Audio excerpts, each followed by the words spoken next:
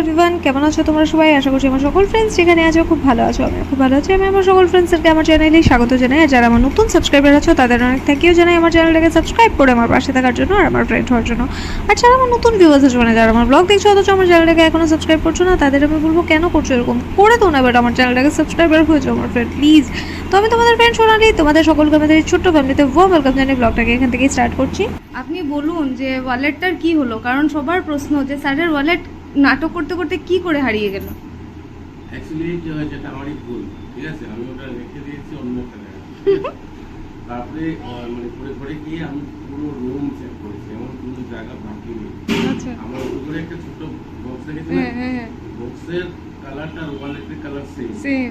আর আমি ওয়ালেটে কি করেছি, বক্সটা ড্রয়ারটা টান দিয়ে না, এটা ওয়ালের সঙ্গে এইভাবে রয়ে গেছে। আচ্ছা আচ্ছা, আর আমি এই মানে ড্রয়ারটা কম করে 3বার চেক করেছি। আচ্ছা আচ্ছা, যেহেতু সেম কালার, তারপর পাওয়া যায়নি।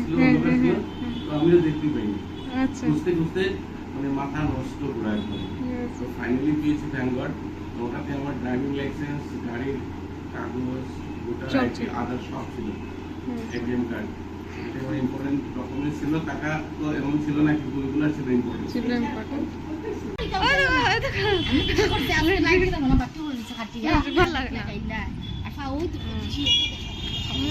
আকাশটা কি সুন্দর হয়েছে, আকাশটা দেখো দেখো দেখো দেখো, আকাশটা দেখো কি সুন্দর হয়েছে। হ্যাঁ, কি অন্ধকার করে এসছে, দেখো কি অন্ধকার করে এসছে। বৃষ্টি পড়ছে কিন্তু। হ্যাঁ, টাটা। দেখো দেখো দেখো, এই সাইডটা দেখো, এই সাইডটা দেখো কি সুন্দর লাগছে দেখতে। এই সাইডটা দেখো, সব থেকে সুন্দর লাগছে, বুঝতে পারছো? এ দেখো পাহাড় দেখা যাচ্ছে, এরপরে সাদা সাদা, তারপরে উপরে নীল নীল, দেখতে পাচ্ছো? পাহাড় দেখতে পাচ্ছ? পাহাড়, এই দেখো, এই যে নিচের লেয়ারটা না পাহাড়, এই যে নিচের লেয়ারটা পাহাড়, এরপরে পুরো আকাশ, এরপর দেখো এই যে কালো আকাশ, দেখো দেখো।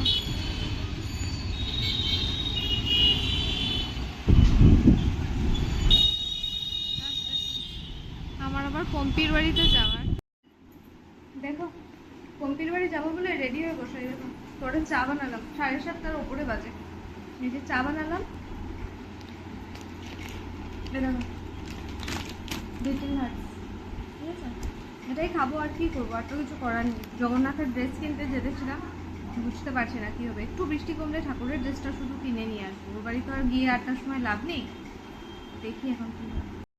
পম্পের বাড়ি তো আর যাওয়া হলো না, তবে বেরিয়ে পড়েছি। বৃষ্টিটা পড়েই যাচ্ছে, মানে কমে টমে নি, তবে একটু কম হতেই কি বলবো, একটু মানে এখন একটু হালকা হালকা পড়ছে। তো ভাবলাম যে ঠাকুরের ড্রেসটা নিয়ে আসি, কারণ রথ তো আর বছরে একদিনই আসে, তাই না? রোজ রোজ তো আর আসবে না বলে বেরিয়ে পড়লাম এই বৃষ্টির মধ্যে। আর কি ট্রাফিক জানো, এত মানে ভালো লাগছিল না আজকে।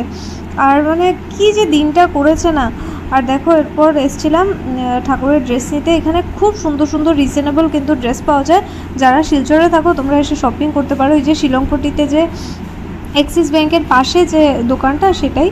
আর এই যে যাচ্ছি, আর রাস্তায় দেখো জল জমে গেছে, মানে কি যে একটা তো ভাঙা ভাঙা রাস্তা, তার মধ্যে জল জমে জমে আছে, ভালো লাগে না। আর আমার সত্যি মানে কি বলবো, মানে এত ঝামেলা না।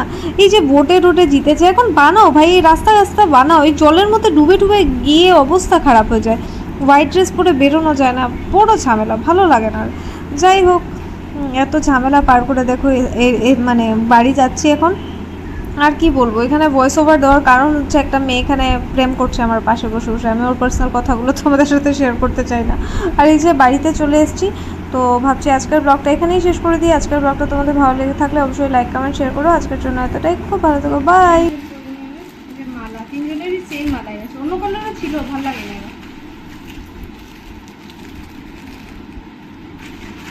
ওর না ছোট একটা খুঁজেছিলাম কিন্তু পাইনি।